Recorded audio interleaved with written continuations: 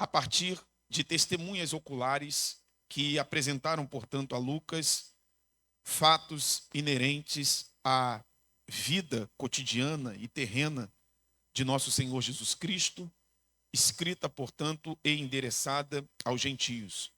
No segundo volume, ou no segundo tomo, que é o livro dos Atos dos Apóstolos, nós temos, na verdade, a narrativa da propagação do cristianismo no mundo greco-romano, a partir, sobretudo, da manifestação poderosa do Espírito Santo por meio dos apóstolos. Desse modo, irmãos, é razoável nós dizermos nesta manhã que o segundo volume dessa obra inicialmente única, Livro dos Atos dos Apóstolos, basicamente se divide em duas partes. Capítulo de número 1 do Livro dos Atos dos Apóstolos, versículo 1, até o capítulo de número 12, versículo de número 25, a narrativa recai sobretudo na pessoa de Pedro. A partir do capítulo de número 13, versículo de número 1, até o capítulo de número 28, versículo 31, nós percebemos que a narrativa ela recai sobre a pessoa de Paulo. Na primeira parte, a narrativa que recai sobretudo na pessoa de Pedro, os eventos se dão em Jerusalém e a partir de Jerusalém. Já na segunda parte, a gente percebe que o evangelho ele se espraiou a partir do ministério de Paulo, alcançando todas as partes ou todos os rincões do mundo de então. E à medida em que a gente se atém à primeira parte, repito, capítulo de número 1 até o capítulo de número 12, a gente observa uma peculiaridade na narrativa lucana e uma preocupação, ao meu ver, na perspectiva de Lucas, que é apresentar aos seus leitores aquilo que nós podemos denominar de primeiros acontecimentos ou primeiros eventos na igreja primitiva. Por exemplo, Atos dos Apóstolos, capítulo 2, Lucas tem o cuidado de registrar o primeiro Pentecostes, o primeiro registro do derramamento do poder do Espírito Santo sobre os membros da igreja incipiente. Nós observamos no capítulo 4 do livro dos Atos dos Apóstolos, versículo de número 1 ao 3, um outro primeiro evento na história da igreja. A primeira prisão dos apóstolos em razão da causa do evangelho. Os apóstolos foram presos porque estavam sendo instrumentos de Deus para pregar o evangelho por meio do poder do Espírito Santo, sendo inclusive usados para fazer com que, por exemplo, um coxo andasse depois de 40 anos na mesma situação. Nós observamos no capítulo de número 5 do livro dos Atos dos Apóstolos, versículo de número 18 e 19, um outro primeiro evento na história da igreja apresentada por Lucas. E este primeiro evento diz respeito à primeira libertação milagrosa dos apóstolos da prisão.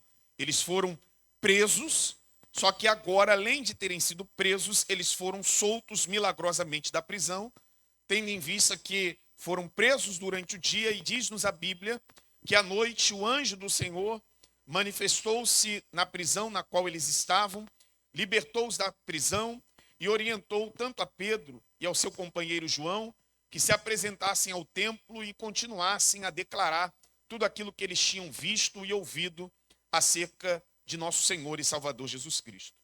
No capítulo de número 7 do livro dos Atos dos Apóstolos, versículo 54 até o versículo 60, nós temos um outro primeiro evento na história da igreja.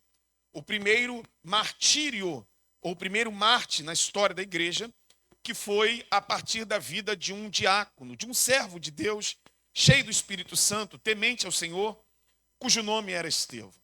Por fim, temos o quinto, e não diria o último, primeiro evento narrado por Lucas, nessa primeira parte, que é o capítulo de número 12. Lucas nos apresenta o primeiro martírio apostólico na história da igreja. A gente precisa fazer uma simples distinção. O capítulo 7 é o primeiro martírio na história da igreja, e não foi na vida de um apóstolo. O capítulo de número 12 é o primeiro martírio na história da igreja envolvendo um apóstolo. Embora esse primeiro mártir apostólico tenha conduzido a vida de Tiago a óbito, Lucas, ele apenas cita, na verdade, a morte de Tiago como uma espécie de introdução para aquilo que ele tem como foco narrativo, que é, na verdade, apresentar aos seus leitores a forma milagrosa como Deus tirou Pedro de dentro daquela prisão. Portanto, ao observarmos esses 12 versículos que lemos aqui nesta manhã, nós estamos diante, na verdade, de 4 blocos narrativos dentro desses 12 versículos que lemos. Versículo de número 1 ao 4 do capítulo 12, a gente observa quais foram as motivações que levaram tanto Tiago à morte como Pedro à prisão. Versículo de número 5 e 6, a gente observa o comportamento de Pedro em meio à prisão na qual ele estava. Versículo de número 7, 8, 9 e o 10, a gente vai observar a manifestação graciosa de Deus em favor de Pedro para libertá-lo da prisão. Versículo de número 11 e o versículo de número 12 dizem respeito aos desdobramentos, às consequências da libertação de Pedro da prisão. Nessa manhã, portanto, eu desejo extrair algumas lições práticas desses 4 blocos que aqui estou, de maneira sintética, apresentando aos irmãos. Repito, versículo 1 ao 4, as motivações que levaram Pedro à prisão e Tiago à morte. E aí eu diria aos irmãos que essas motivações são motivações que o Espírito de Deus não deseja que norteiem nosso coração. Pelo contrário, são motivações que o Espírito de Deus deseja que nós, a partir daquilo que vimos ou percebemos a partir do texto sagrado, Herodes Agripa, e já antecipo a informação, Herodes Agripa I fazer, são na verdade motivações, atitudes, comportamentos, condutas que não devem acompanhar a vida daquele que de fato tem uma comunhão firme com o Senhor. Todavia, é importante nós buscarmos em Deus que tenhamos o mesmo comportamento que Pedro teve em meio ao cárcere que ele estava experimentando com a permissão do próprio Deus. É necessário que nós tenhamos o nosso coração a certeza de que o mesmo Deus que agiu graciosamente, milagrosamente, para livrar a Pedro, ele continua agindo nos dias atuais, graciosamente e milagrosamente, para cuidar da nossa vida e da igreja. Só que tudo que Deus faz implica em consequências. Quais são as consequências práticas para o milagre que Deus fez na vida de Pedro, que desagou na igreja? É o que o Espírito de Deus deseja também nos ensinar nesta manhã. Dito isto, acompanhe-me, por favor, versículo de número 1 do capítulo de número 12, do livro dos Atos dos Apóstolos, versículo de número 1. A narrativa começa com a seguinte declaração: por aquele mesmo tempo, o rei Herodes estendeu as mãos sobre alguns da igreja para os maltratar. Uma primeira observação no aspecto literal do texto, que é imprescindível conceder aos irmãos, é a partir de um questionamento que requer uma resposta. A que tempo Lucas se refere quando ele declara por aquele mesmo tempo? Obviamente que tem relação com o versículo de número 28 do capítulo 11, quando diz que a fome aconteceu por aquele tempo que era o tempo do imperador Cláudio César. É obviamente que eu não tenho aqui a intenção, não estamos numa sala de aula, de organizar cronologicamente os eventos, porque parece-me que o capítulo de número 12, ele é anterior ao capítulo de número 11. Mas isso aqui é uma questão secundária, não estamos aqui numa pós-graduação de Novo Testamento. Isso a gente discute em outro espaço. Mas o fato é que este tempo a que Lucas se refere é o tempo do imperador Cláudio César, que assumiu o trono do Império Romano a partir do ano 41 depois de Cristo, substituindo Gaio ou Calígula, como ele era conhecido.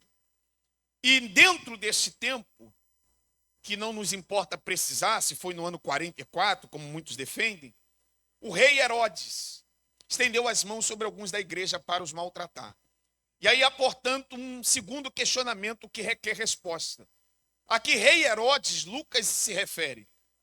Haja vista que no Novo Testamento nós vamos nos deparar com vários textos bíblicos que nos apresentam este nome ou este título, rei Herodes.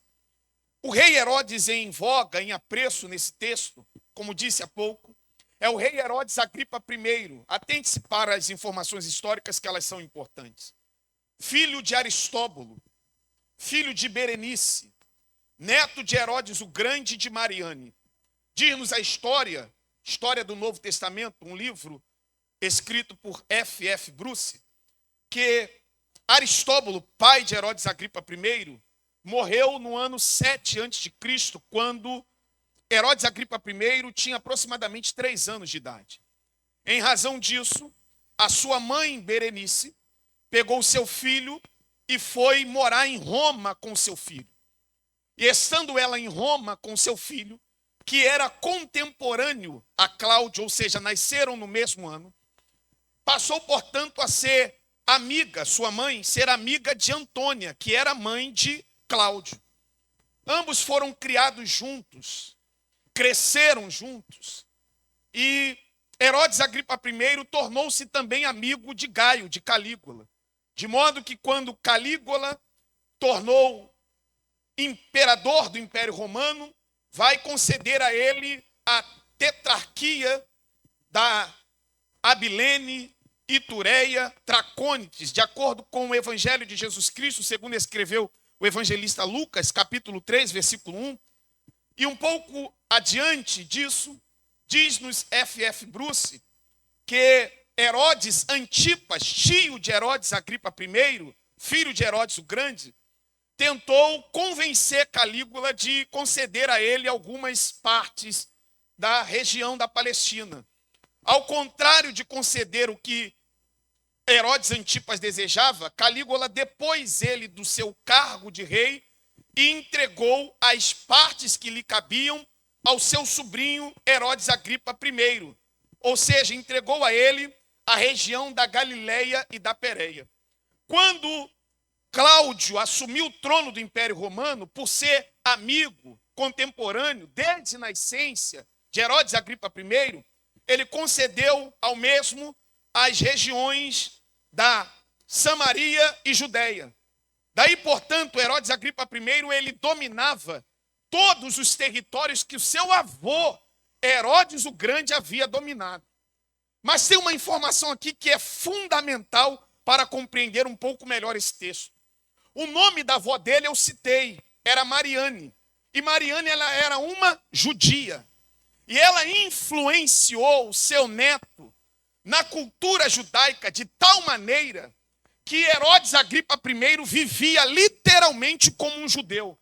De tal modo que diversos historiadores dizem que Herodes Agripa I, em algumas festas judaicas, ele tinha a oportunidade de ler trechos do livro da lei, porque ele era considerado, na perspectiva dos judeus, a despeito de ser um descendente asmoneu, ele era considerado um judeu.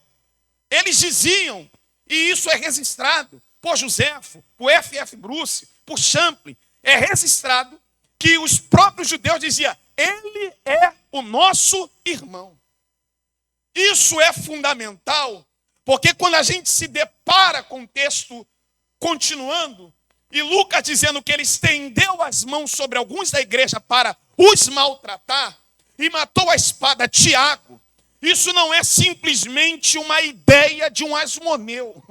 Isso é, na verdade, uma influência profunda de judeus na mente de um asmoneu. E ele estende as mãos sobre alguns, e o pronome, na tradução, é um pronome indefinido. Os jovens não fugiram da aula de língua portuguesa.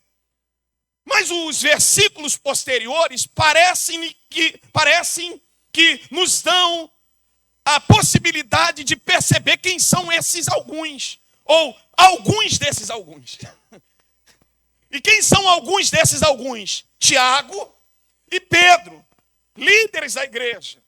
Talvez outros tenham sido perseguidos, não podemos afirmar e nem tampouco talvez desconsiderar, mas o fato é que quem está sendo perseguido são homens que receberam da parte de Deus uma responsabilidade do céu, e não só uma responsabilidade do céu, mas receberam em Atos dos Apóstolos, capítulo 2, um revestimento de poder para cumprir essa responsabilidade que receberam do céu. E aí o texto bíblico diz, e repito, estendeu as mãos sobre alguns. Essa expressão, pastor Natanael, o senhor que passou de igreja há alguns anos, o pai do senhor, ela é muito intrigante porque existem coisas na igreja, na obra de Deus, que não acontecem com todos, só acontece com alguns. E a nossa dificuldade é conseguir compreender que, de fato, existem coisas que vai acontecer com você e não vai acontecer com todos. E nem em razão disso, você deve, portanto, ir ao gabinete pastoral e falar, pastor Natanael, isso só acontece comigo, fulano está aqui, Beltrano está aqui, fulano coopera comigo, Ciclana trabalha comigo e não acontece com eles, só comigo. Você precisa entender que existem coisas que só acontecem com alguns. Alguns que receberam do céu responsabilidade e revestimento de poder. Eu tenho uma palavra para entregar a essa igreja nesta manhã. O nível de responsabilidade que você recebe do céu e o nível de revestimento de poder que o céu derrama sobre a sua vida vai determinar o nível do investimento que o inferno empregará contra você. Quem não quer receber investimento do inferno, não assuma responsabilidade e nem receba revestimento de poder. Mas quem tem responsabilidade do céu para fazer a obra na terra e receber o poder para tanto, precisa entender que responsabilidade atrai adversidade. E eu tenho uma palavra, ainda que matem o nosso corpo, a nossa alma está guardada no sangue e estaremos para sempre com ele. É necessário dizer isso a vocês jovens. Eu não sou mais tão jovem, minha esposa sempre me corrige nesse sentido, mas eu me considero um jovem obreiro, porque alguns jovens obreiros, jovens vocacionados, chamados, eles têm às vezes como referência algumas coisas que são divulgadas no Reels, nos stories, no YouTube. Eles pensam que ministério é aquilo ali que apresentam para eles. Só que eu vim aqui nesta manhã lhe dar um choque de realidade. Existem coisas que vão acontecer com alguns. Tem gente pensando que ministério é parque de diversão. Tem gente pensando que ministério é angariar um número maior de seguidores. Tem gente achando que ministério é comer picanha na churrascaria e publicar foto dizendo que o diabo está do outro lado da rua, rangendo o dente, vendo a gente comer picanha. É necessário que nessa manhã a gente entenda que assumir vocação, assumir ministério é receber responsabilidade do céu e buscar poder para cumpri-la. E isso vai implicar no transcurso do cumprimento da nossa responsabilidade. Ataques, calúnias, difamações, perseguições. Talvez a minha e a tua cabeça será cortada, mas ainda que isso custe como custou a cabeça e a vida de Estevão, vale a pena ser constante, vale a pena ser firme, vale a pena ser fiel. Aleluia. Porque se a gente olhar para o ministério apenas com uma perspectiva monetária, todo mundo quer virar pregador. Porque parece que virou um grande negócio, meu pastor. Tem pregador que está ganhando mais do que um ministro do STF. E muito mais, o dobro, o triplo. Tem pregador que não coloca o pezinho dele nesse púlpito por menos de R$4.000. 5. E aí os jovens que veem isso, pastor Messias? É o pastor Messias, são muito parecidos. Eu já ia entregar o microfone, não posso falar diante desse mestre. E aí muitos jovens que veem isso dizem, vou abandonar os estudos, vou abandonar minhas atividades, vou virar pregador. Mas vai ter mão estendida na sua e na minha direção. Mais cedo ou mais tarde. Quem nunca teve uma mão na sua direção? Os pastores que estão aqui não chegaram aqui ontem. Chegaram aqui porque suportaram algumas mãos que foram estendidas na direção deles. Ele estendeu as mãos sobre alguns para os maltratar e matou a espada Tiago. Quando Herodes estende as mãos e mata Tiago, Lucas poderia ter dito, matou Tiago. Só que Lucas, como um historiador, e todo historiador é detalhista, ele traz a nós uma informação deveras importante. Matou Tiago à espada. O que na verdade Herodes está fazendo na sua perspectiva é cumprir a lei judaica. Porque Deuteronômio capítulo de número 13, versículo 6 ao 16, dizia, ou diz, melhor dizendo, quando um homem induziu uma cidade, ou melhor, uma pessoa a adorar um outro Deus para além do Deus de Moisés, essa pessoa deve morrer apedrejada. No entanto, quando um homem, pastor Marlon, induzir toda a cidade a adorar um outro Deus para além do Deus de Moisés, morre a fio da espada. Mas Herodes não cursou teologia sistemática. Porque se tivesse cursado, teria aprendido que Cristo não é outro. Ele é o mesmo. É o Deus encarnado que tabernaculizou-se entre nós. Ele estende as mãos sobre Tiago na perspectiva de estar cumprindo a lei judaica para mais uma vez ratificar que ele era de fato um irmão judeu e fez isso também para agradar os judeus. Mas na verdade, o que Herodes está fazendo não é cumprir a lei, eu vou lhe provar. Porque a lei dizia, se um homem induziu toda a cidade a adorar um outro Deus, morre ele e morre toda a cidade. Porque Herodes só matou Tiago e não matou toda a cidade? Nisso prova que ele não queria cumprir a lei. Herodes queria usar a lei como moletas para poder satisfazer os desejos pecaminosos do seu coração.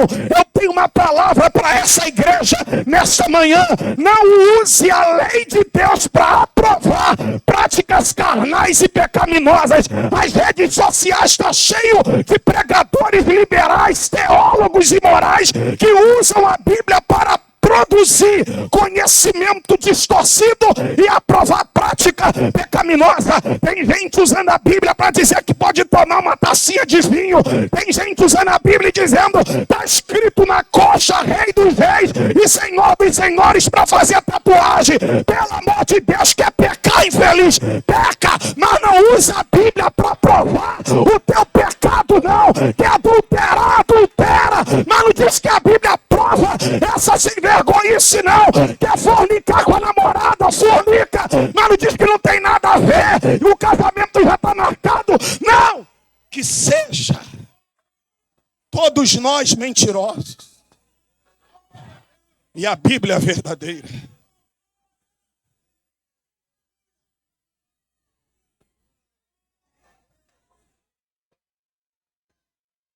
Estou dizendo que nenhum de nós estamos imunes ao erro. O que eu estou dizendo é que a gente não pode usar a Bíblia para provar o nosso erro. Há alguns anos na igreja, estava errado, estou errado, pastor, tranquilo. Hoje não, a gente está errado, mas pastor, não é bem assim que a Bíblia diz. Não, mas pastor, peraí, eu li um livro, tu leu um livro ou não leu a Bíblia? É porque o pastor fulano de tal lá na igreja dele liberou lá. Aqui ainda é Bíblia. Orai, Joremarassúria. Mas lá permitiram lá. Aqui não é permitido. Porque aqui ainda tem pastor crente. Aqui ainda tem gente que tem Bíblia como prioridade. A nossa prioridade não é multiplicar renda. A nossa prioridade ainda é levar uma igreja santa ao céu.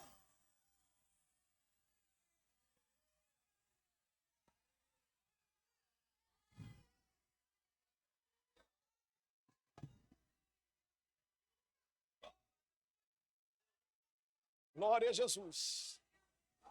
Aleluia.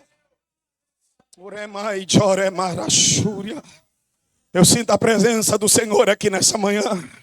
Se você percebe que Ele está falando conosco, levante a sua mão e adore a Ele o quanto você o ama, o quanto você o venera.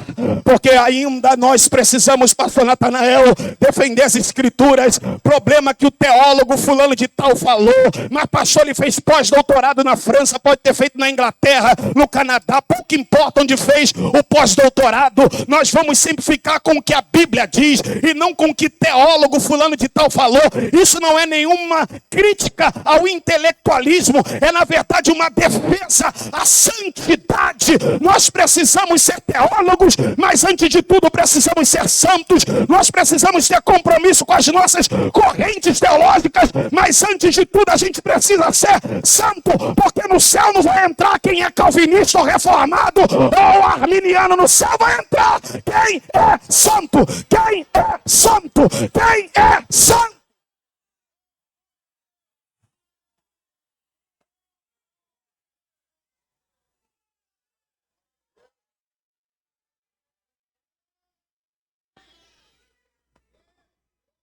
Quando Herodes Agripa I mata Tiago a espada, parece que esse demônio é coisa de família, viu, irmão?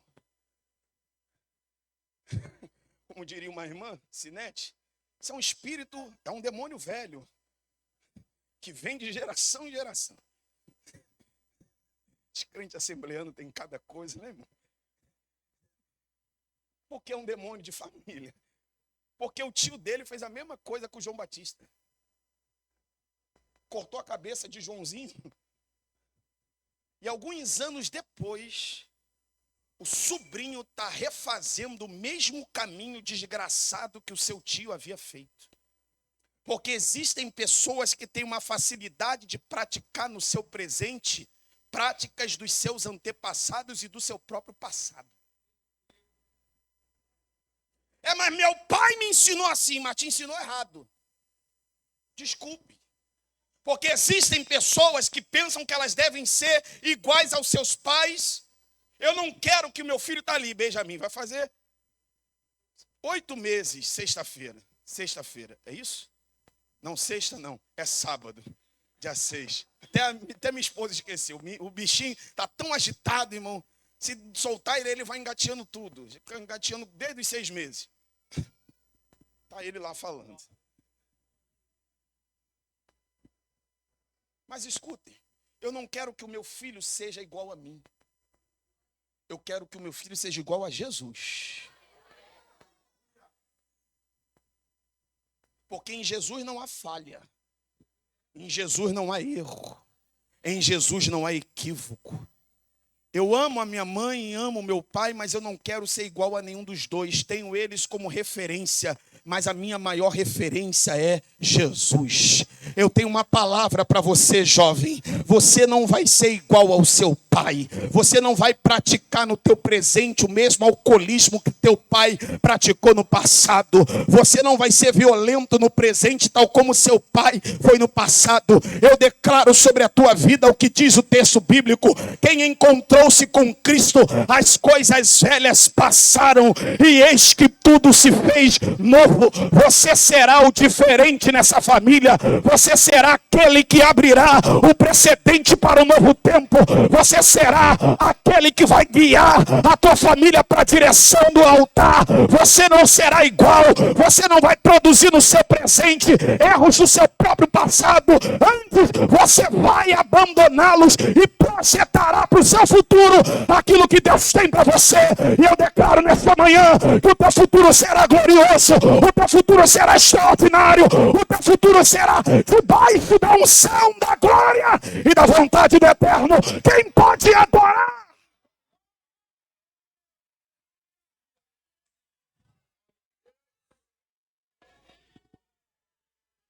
Versículo 3. E vendo que isso agradara aos judeus, calme. Ele não percebe que matar Tiago vai agradar os judeus depois de matá-lo. Ele sabe antes que matar Tiago vai agradar os judeus. E aí quando ele percebe que deu certo, mandou também prender a Pedro. É uma tentação, irmãos, que todos nós, ninguém se coloque de fora, viu? Todos nós passamos por ela.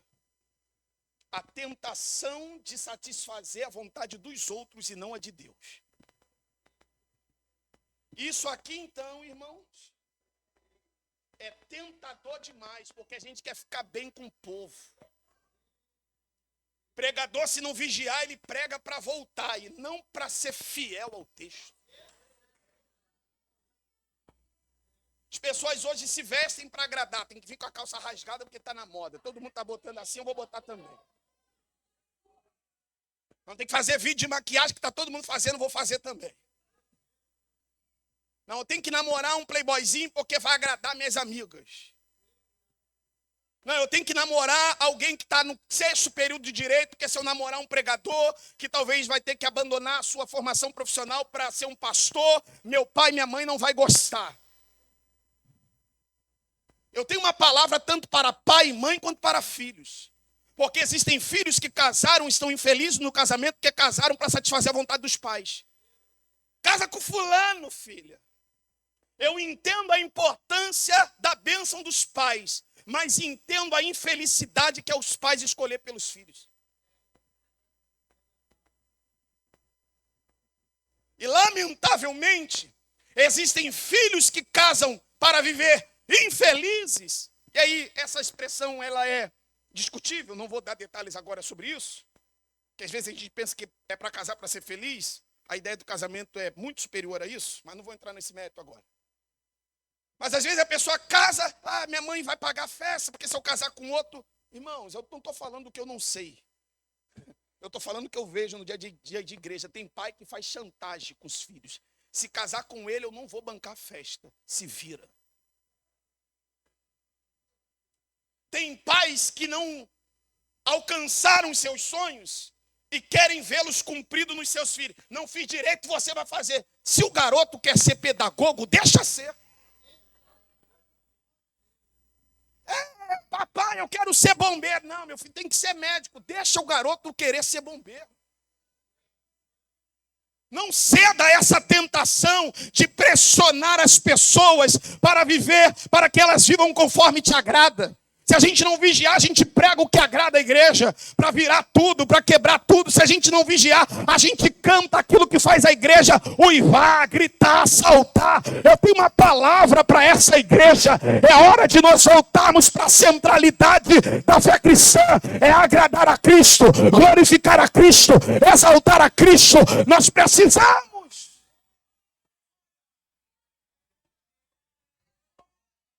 Quem vive para agradar aos homens, inevitavelmente, mais cedo ou mais tarde, desagradará ao Senhor. Mas quem vive para agradar a Deus, precisa estar consciente que uma hora vai desagradar os homens.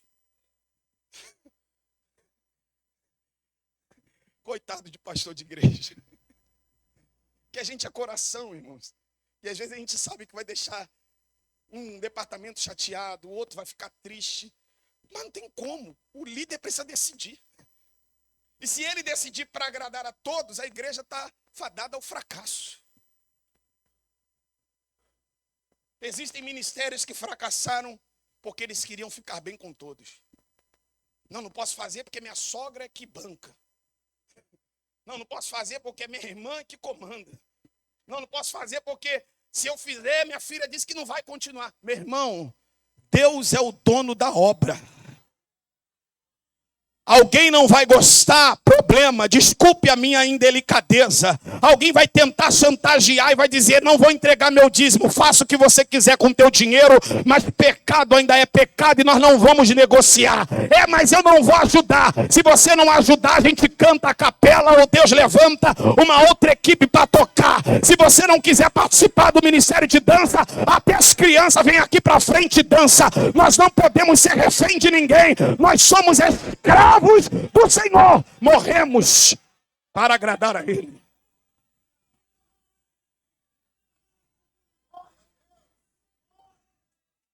Herodes faz o que agrada. E diz o texto, para a gente concluir essa parte, caminhar para outra e rumar para o final. Versículo de número 3. Matou Tiago, prendeu a Pedro, matou Tiago, percebeu que agradou, versículo de número 3, e continuou. Pastor Robson, fez e continuou. Se a gente não tiver cuidado, a gente faz uma vez e faz 10. É incrível essa inclinação que a gente tem para reproduzir práticas equivocadas que manifestamos no transcurso da nossa vida. E sabe por que às vezes a gente reproduz prática? É porque ao invés daqueles que veem e ouvem nos denunciar, eles aplaudem. Sabe o que está faltando um pouco dentro das igrejas? A voz profética da denúncia. Quando alguém faz aquilo que não é bíblico, a voz profética precisa saltar como saltava nos círculos de oração há 40 anos e bradava: epa, está errado. Hoje, né, fulano vai ficar chateado, Beltrano não vai gostar, vão me processar. Irmão, ainda tem gente que não tem medo de perder a cabeça. Fulano é poderoso, fulano é problema do fulano. Eu gosto desses crentes antigos assembleanos, que ele não tinha medo da morte.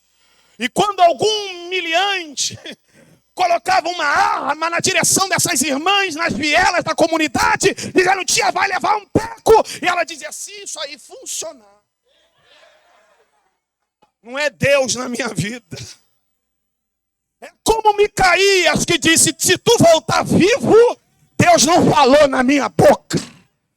Oh, irmãos, a gente está precisando de jovens que não ficam calados diante do erro. Pode ser seu amigo, ele só vai parar de errar quando você falar: tá errado isso aí, essa roupa tá muito curta, esse namorado não é para você porque não é crente. Vigia com essa publicação, para que postar foto seminua? Gente que só continua fazendo o que faz porque não ouve alguém dizer: para! Mas eu vim nessa manhã trazer uma palavra para hoje, para agora, para nessa manhã. O Espírito de Deus nos trouxe aqui para dizer: chega!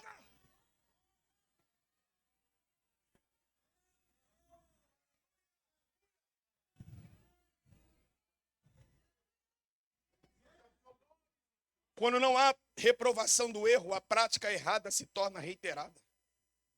Isso é em qualquer lugar. Se a gente não corrigir nossos filhos em casa quando eles fazem alguma coisa errada, eles continuam fazendo. Lá em casa, parece que a palavra mais dita ao Benjamin nesses últimos dias é: não pode, não pode, não pode, não pode. Até ele aprendeu o não. Porque se a gente não falar o não, daqui a pouco ele acha que ele pode fazer tudo.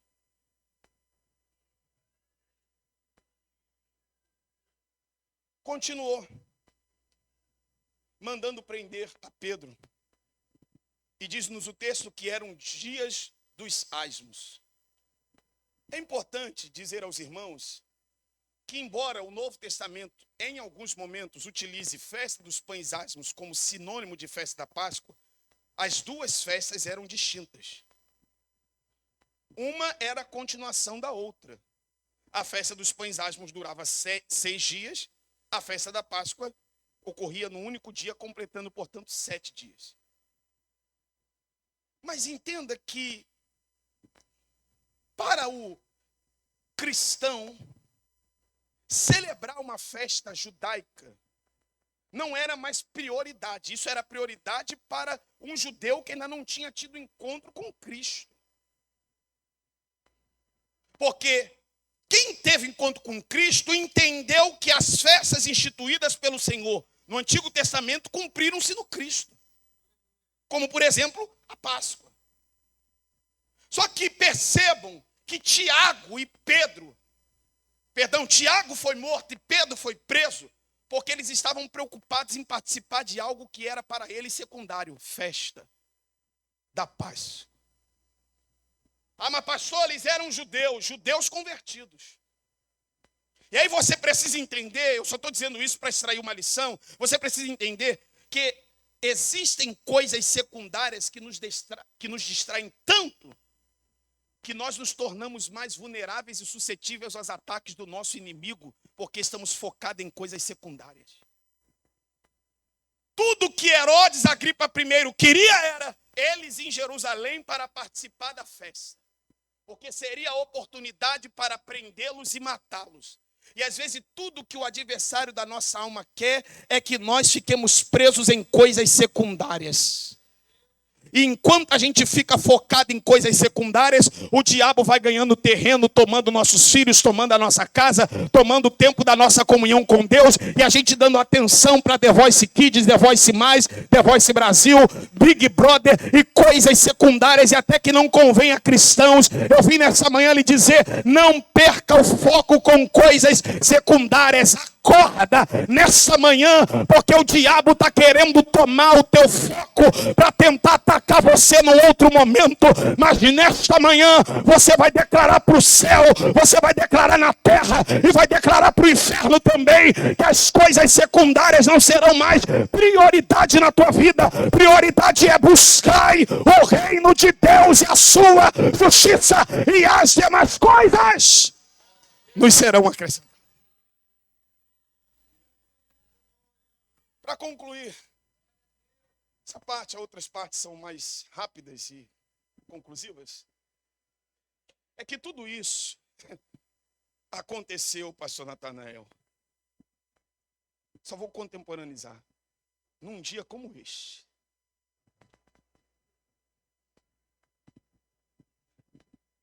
E isso me preocupa, porque a festa da Páscoa, e aí eu estou agora usando festa da Páscoa misturada com festa dos pães asmos.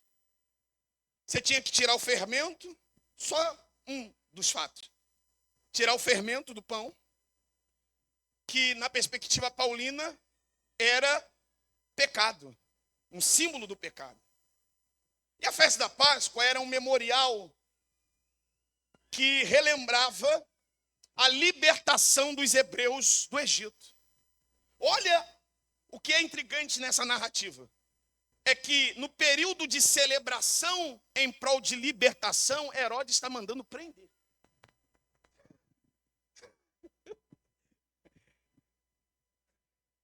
E pasmem, provavelmente ele cumpriu todo o rito que, por exemplo, Simão Cirineu também cumpriu. Veio de longe.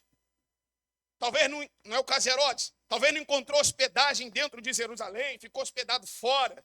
E para que toda pessoa participasse da festa, tinha que colocar uma túnica branca que era inspecionada na entrada do templo. Se tivesse alguma mancha, alguma mácula, não entrava no templo, porque a perspectiva de todo judeu era aproximar-se do altar e o sacerdote pegar o hisopo, tocar no sangue do cordeiro imolado e aspergir sobre as pessoas. Herodes pega cordeiro, sacrifica, leva, vai para o culto celebrar a Deus. Só que o que é terrível é que o culto dele é um culto inócuo, é um culto sem sentido, é um culto carregado de formalismo sem nenhuma vida. Porque Deus não quer receber culto de ninguém que mata os outros e depois vem cantar como se nada tivesse acontecido. As pessoas estão equivocadas, achando que culto a Deus é formalismo ou oportunidade para manifestar as suas performances. Não adianta apresentar melismas graves, agudos, falsetes. Não adianta a gente apresentar um sermão bem orquestrado teologicamente. Deus ainda prescuta som de esquadrinha, coração. Ele ainda está olhando para nós e dizendo: perdoa primeiro a tua sogra, depois você vem me adorar. Perdoa primeiro o teu padrasto, depois você vem cantar. As pessoas estão achando que Deus precisa de esmola de adoração. Deus ainda quer adoração em espírito e em verdade.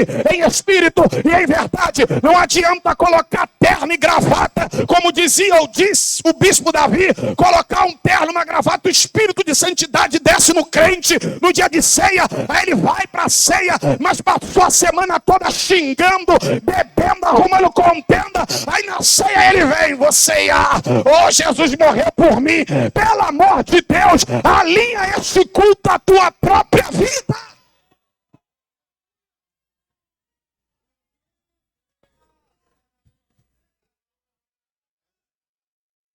Não, irmãos, pelo amor de Deus, não dá para pegar no cálice brigado com a irmã. Não dá para pegar no pão dizendo: se é ela que vai cantar, eu não vou. Não dá para pegar no cálice dizendo, só tem lugar do lado dele, do lado dele eu não sento. É teu ex-namorado, ainda tá brigada com ele, você já tá namorando o outro, e 2 anos sem cumprimentar o irmão da igreja, como que você vai cear? Essa manhã ele está dizendo, alinha a tua vida, alinha a tua vida, alinha a tua vida primeiro, depois você vem para mim.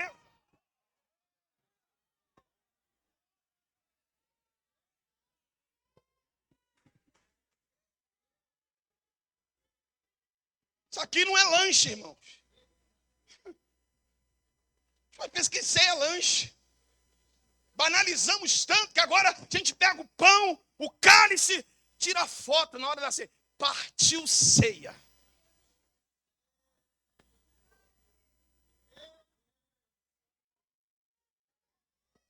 Era momento para a gente estar chorando. Jesus morreu no meu lugar. Jesus me perdoou, era para eu estar no inferno a passos largos, mas Ele me livrou do inferno. Era para eu estar pedindo graça a Ele, para permanecer firme e constante, porque tem dia que a gente tem vontade de chutar, não é só o pau da barraca, não, é a barraca toda.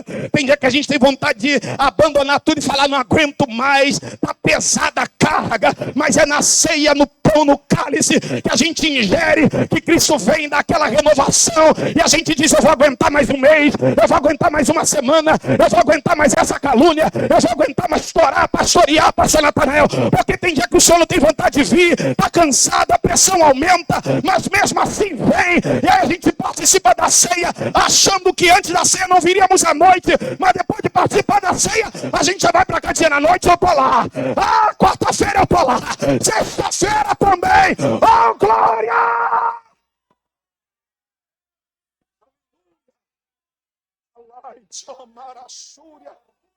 Glória! Chega de Herodes. Ele manda prender a Pedro. E agora a coisa ficou interessante e até cômica. E aí pega 4 quaternos de soldado. Me ajuda aqui, meu filho, no teclado, que a gente já vai caminhar para concluir, por favor. 16 homens. Não quero aqui discutir como que era, se era 2 turnos de 8. Pouco importa. Eram 16 homens. A pergunta que eu gostaria de fazer a Herodes é chefe de milícia o rapaz aí? É líder de alguma facção para ter 16 policiais tomando conta desse moço? Matou quem? Sequestrou quem? Pedófilo? Pregou o evangelho. Não é só isso. A fama do capítulo 5 ecoa no 12. Qual é a fama do 5? Rei Herodes, esse moço aí, quando é colocado dentro da prisão, eu não sei o que acontece. É um anjo aí que aparece e tira ele, hein? Então vamos aumentar o número de gente tomando conta para diminuir a probabilidade da fuga. Escute, escreva, receba, registra.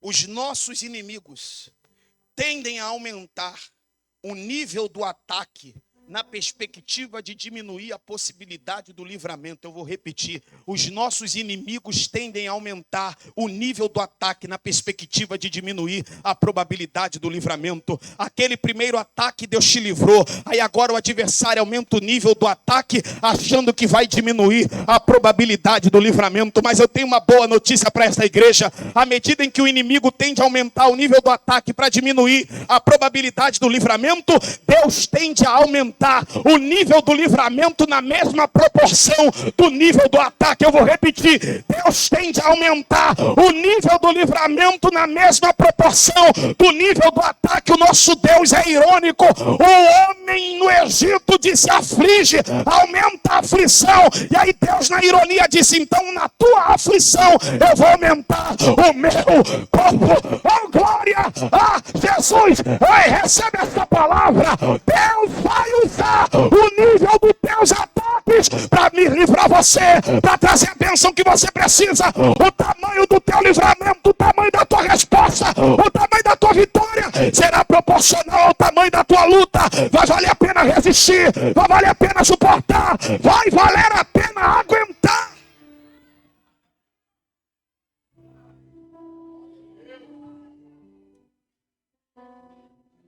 Prenderam Pedro, e diz o texto, versículo 5. Pedro era guardado na prisão. Irmãos, vamos interpretar corretamente. Guardado aqui é porque a prisão tinha uma função diferente da prisão nos dias atuais. Naquele tempo, prendia-se alguém para julgar. E o julgamento poderia ter ao menos 4 desdobramentos. Poderia ser solto, poderia ser açoitado, poderia ser exilado ou poderia ser morto.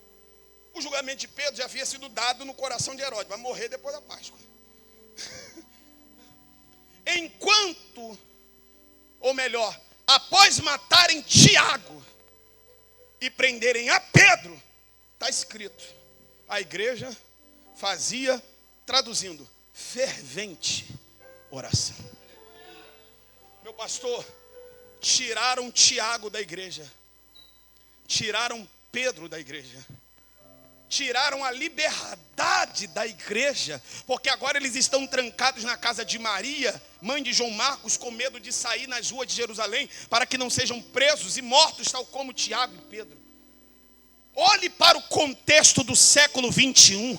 A pandemia tirou pessoas que nós amamos de perto de nós. Algumas ordens jurídicas tentam cercear a nossa liberdade, mas eu tenho uma palavra para a igreja, para que ela não fique confusa no meio desse turbilhão. Nós não precisamos de legislação política, se é que você entende o que eu vou dizer. A nossa guerra ainda é contra as hostes espirituais da maldade. Igreja ainda vence batalha de joelho. Eu não estou dizendo que não precisamos nos envolver enquanto cidadãos da terra no aspecto político. O que eu estou dizendo é que a nossa libertação não vem de homens políticos. A nossa libertação, o nosso livramento ainda vem da mão do Senhor. Nem Nero, nem Herodes, nem Mussolini, nem Hitler, nada parou a igreja primitiva. Você está achando que vai ser a Câmara Federal que vai parar a igreja? Está achando que vai ser alguma sentença de algum ministro do STF que vai parar a igreja? Não, podem tirar quem for, a única coisa que não vai tirar da igreja é ela do altar, da oração. É isso que nos sustenta, é isso que nos mantém de pé.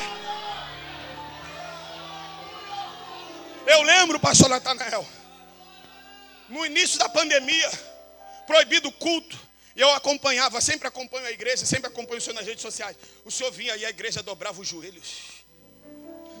Tiraram tudo, tiraram até o nosso culto coletivo, mas não nos arrancaram do altar. Porque para onde nós vamos, nós carregamos o altar conosco. Eu tenho um altar no meu quarto, eu tenho um altar na minha sala, eu tenho um altar na cozinha fazendo a comida, eu tenho um altar na lavanderia colocando a roupa na máquina, eu tenho um altar na passadeira de roupa, eu tenho um altar enquanto eu estou almoçando com a família, eu tenho um altar dentro do ônibus, eu tenho um altar no trem, eu tenho um altar na faculdade, eu tenho um altar quando estou namorando, eu tenho um altar quando estou com a esposa, eu tenho um altar, crente tem altar aonde quer que ele esteja. É por isso que o diabo não vai nos vencer. Pode tirar o emprego da multinacional, pode levar o carro, o que não pode levar é a minha comunhão com Deus. Ela está intacta.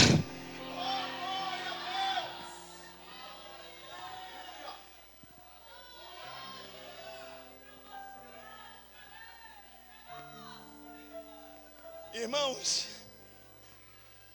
eu queria ser mais crente, viu? Quando eu olho para Pedro, eu estou desviado, Pedrão. Cabra está preso, mataram o seu companheiro.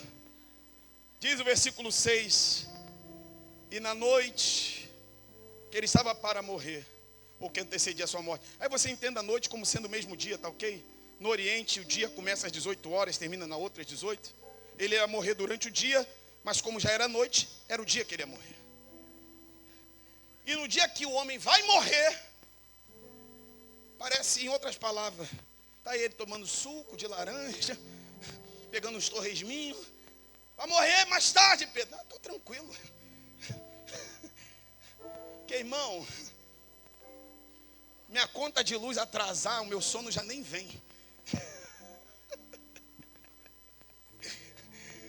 Se a arrecadação diminuir para pagar a despesa, pastor Natanel, a pressão vai para onde? A espada está só amanhã, hein? Já passamos a cabeça de Tiago, a sua é a próxima, hein? E ele está dormindo. Sem gadernal, viu? Sem alprazolam, sem rivotril e sem maracujá forte. Sem terapia. Sem dar com a cabeça na grade, ainda que não tivesse. Na noite, estando acorrentada 2 soldados na prisão. Eu não sei se você consegue notar que Lucas está nos dando 3 informações interessantes. Noite, está falando do momento. Prisão, está falando do lugar. Acorrentada 2 soldados, está falando de pessoas que o cercavam. O que o texto nos ensina é que nem o lugar, nem as pessoas, nem o momento tirou a paz de Pedro a ponto dele perder o sono. Eu vou repetir, nem o lugar, nem as pessoas, nem o momento tirou a paz. Pastor, porque o senhor não trabalha naquele inferno que é a minha empresa. Eu vim aqui nessa manhã lhe dizer, nem o lugar, nem a endemoniada da tua colega de trabalho que tenta te afrontar, nem tampouco o momento difícil econômico que estamos vivendo retira a tua paz. Preocupado sim, sem paz não, porque a paz que excede todo entendimento, ela guarda nossos corações e nossos sentimentos em Cristo Jesus.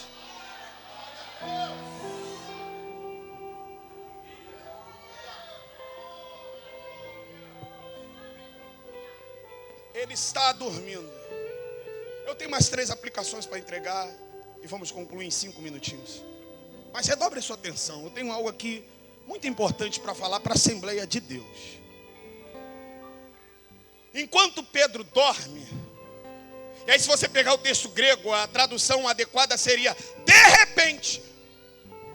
repente, sobreveio o anjo, de repente. Quando o anjo desce, uma luz na prisão brilha, é a manifestação do sobrenatural. Pedro, ele é membro da igreja primitiva. E parece-me que a igreja primitiva é assembleiana, pentecostal até o tutano. E alguns anos depois da experiência pentecostal, Pedro não desacreditou da manifestação do sobrenatural. Porque depois de mais de 100 anos de Assembleia de Deus, tem uma galera nova na Bleia que está pensando que isso aqui é igreja batista, presbiteriana, luterana, mas não é. Se você não concorda com manifestação de dons espirituais, se você não concorda com batismo no Espírito Santo, evidenciado por falar em línguas, com muito respeito, pastor Natanael, ou você congrega em paz, ou você pede a sua carta e congrega em outro lugar. O que não dá é para ficar aqui reclamando, para que falar em línguas estranhas? Para que isso aqui é a Assembleia de Deus? A gente ainda acredita em sobrenatural, a gente ainda sente presença gloriosa. Eu vou falar aqui para os jovens, pastor. Eu sou professor e eu conheço um monte de jovem que está fascinado pelo estudo teológico. E aí começa a ler um monte de teólogo reformado, não tem problema nenhum. Como aprendi com o pastor Germano Soares, teologia é a arte de comer peixe. Come a carne do peixe e joga a espinha fora. Mas tem jovens que não têm maturidade, come a carne e engole a espinha. E depois vomita a espinha no púlpito. E aí começa a ler um monte de teologia reformada, fica fascinado. Aí vem pra cá, pastor, nós vamos ser arrebatados só depois da grande tribulação. Na Assembleia de Deus não é assim.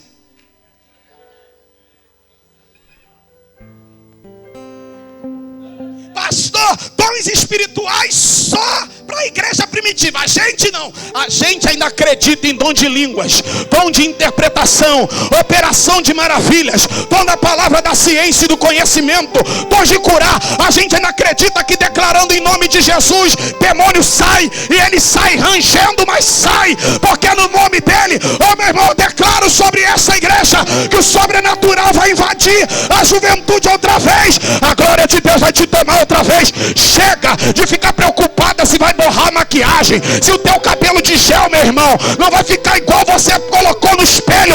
É hora de entrar na glória, é hora de se envolver com mistérios, é hora de mergulhar.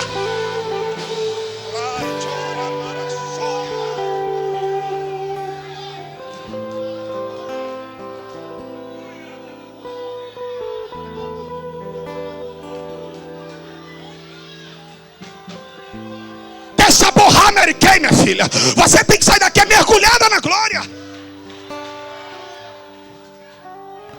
Estava sentada ali, que alegria ver o pastor presidente da igreja no meio do louvor levantar, dar glória a Deus. Tem uns pastores que cruzam o braço. Essa gente parece que não é assembleiana.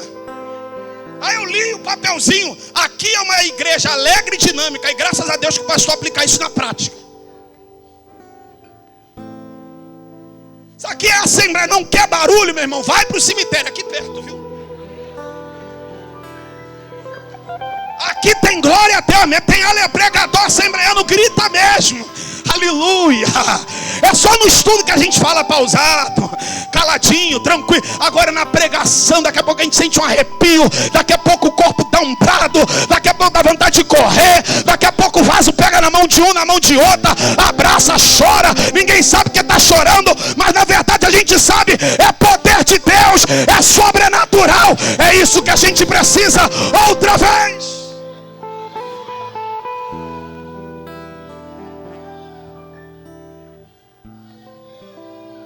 Eu sei que o senhor é um assembleiano de pé roxo.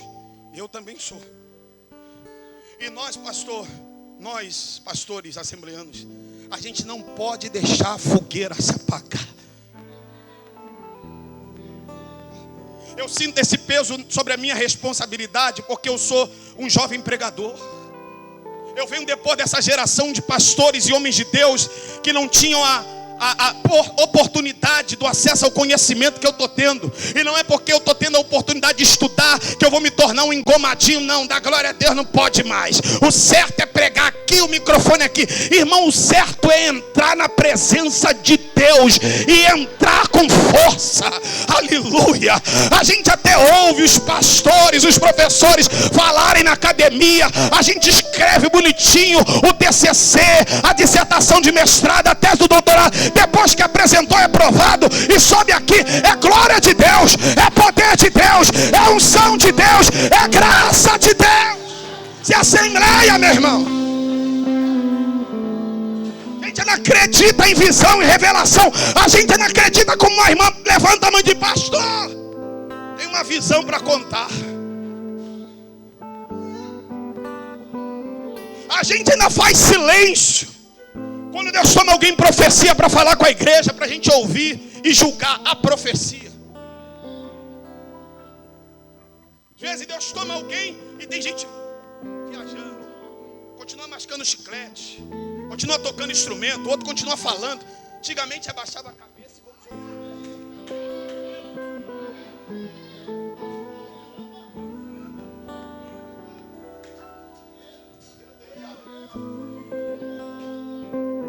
o anjo se manifesta dizendo, está escrito: levanta-te depressa. E o anjo acordou dizendo: levanta-te depressa. Nós somos assembleanos? Sim.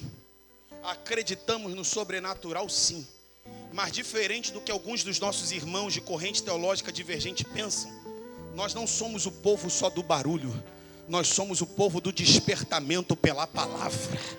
Está escrito: e o acordou dizendo, porque o que desperta quem dorme ainda é a palavra falada.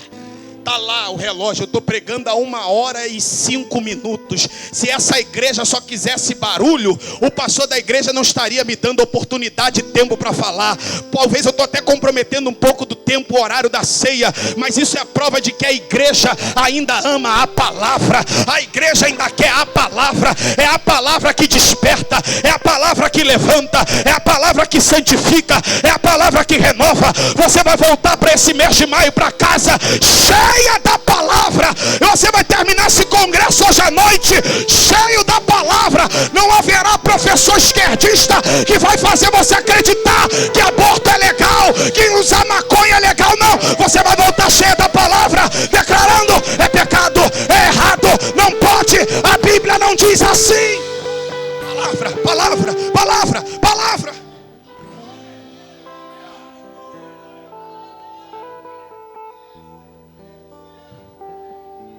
Despertou dizendo: levanta-te depressa.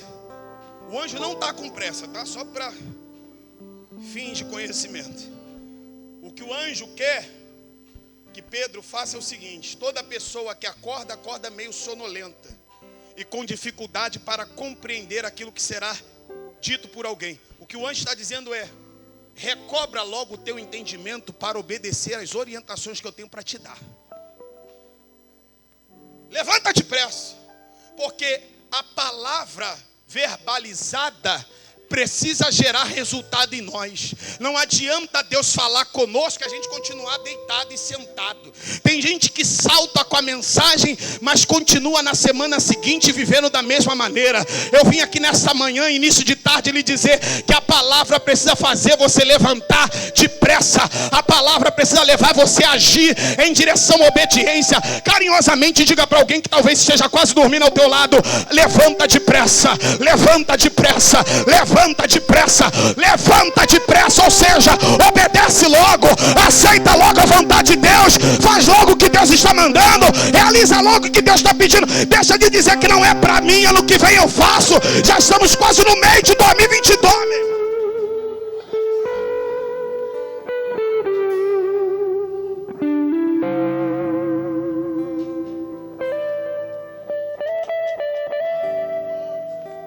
Levanta-te depressa.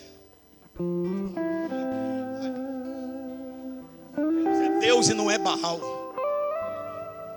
Só Deus fez o que aconteceu ali, que nenhum de nós conseguimos explicar. Ele está dormindo, acorrentado a 2 soldados. O anjo aparece na prisão, a luz brilha, ninguém acorda. O anjo fala, ninguém ouve, só Pedro. As correntes se quebram. Pedro acorda, levanta e os 2 soldados acorrentados a ele. Esse é o Deus que você serve.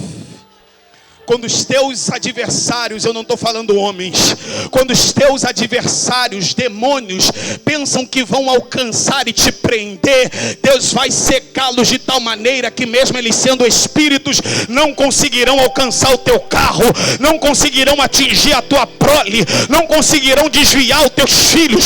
Eu declaro sobre a palavra de Deus nessa manhã, que a tua casa será livre, a tua casa vai experimentar um nível de livramento que os demônios não conseguirão tentar deter. Fique de pé, por favor.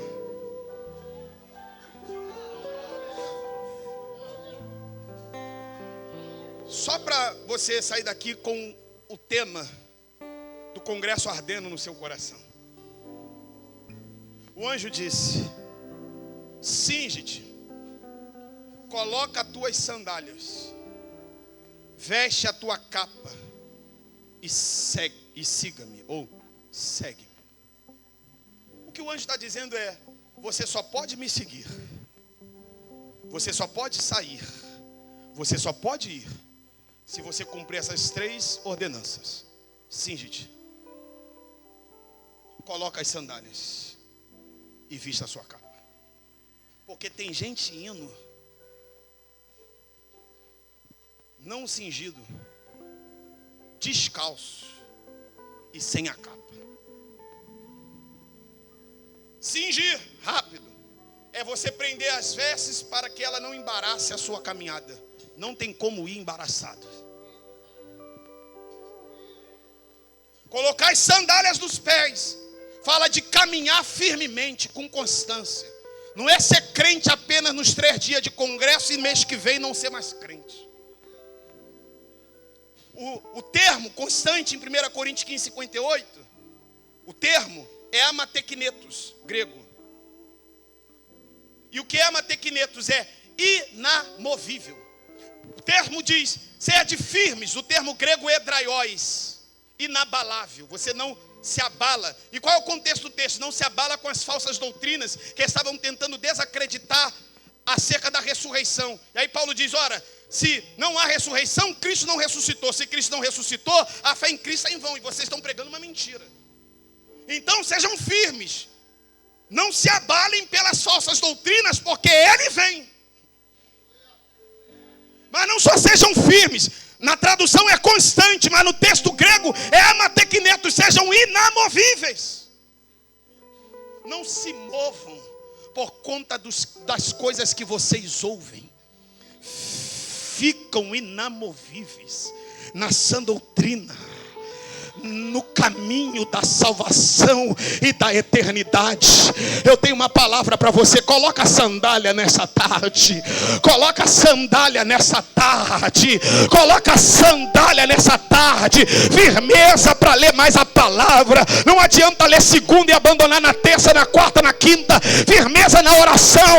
Ore todo dia. Firmeza no jejum. Jejum pelo menos uma vez por semana ou mais. O Senhor nos trouxe aqui nesta tarde e manhã para dizer: constância outra vez, não se mova. Alguém está dizendo que não presta mais, mas Ele está dizendo ainda vale a pena. Coloca essa, veste a capa, que era uma espécie de roupa por cima da roupa, é um revestimento, e vem. Foi, não vou mais falar, aplicar, o último aqui, foi, passou a primeira, a segunda, a guarda. A porta de ferro se abriu automaticamente.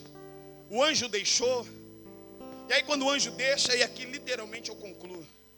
O texto diz que Pedro foi para a casa de Maria, mãe de João. Enquanto Pedro estava preso à igreja, quando Pedro sai da prisão, ele corre para a igreja. Que relação extraordinária, pastor.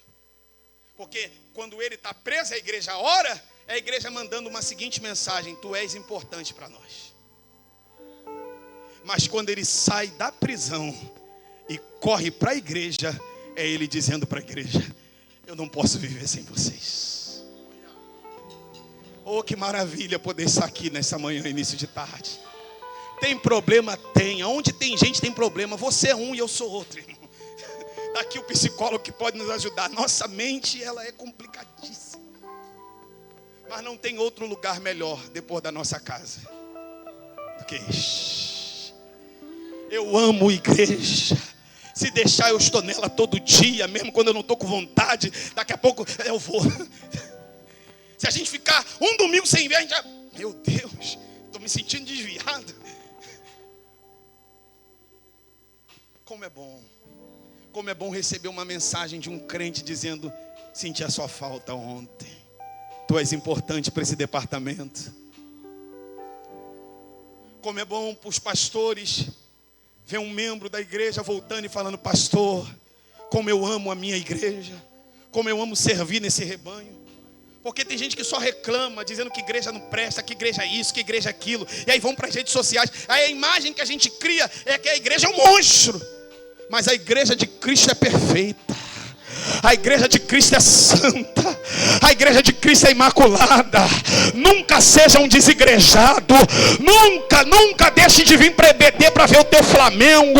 Nunca falte um culto para poder jogar um paintball. Ainda é melhor estar na igreja. Eu quero estar nela. Eu não vou para a praia domingo de manhã porque eu sou crente. Alguém me chamou, vamos jogar um futebolzinho domingo de manhã. Não posso, eu vou para EBD. Eu sou importante para a igreja, mas a igreja também é importante para mim. Quem sabe nessa manhã, alguém que um dia já esteve em comunhão com a igreja, em comunhão com Cristo da igreja, e se afastou dos caminhos do Senhor.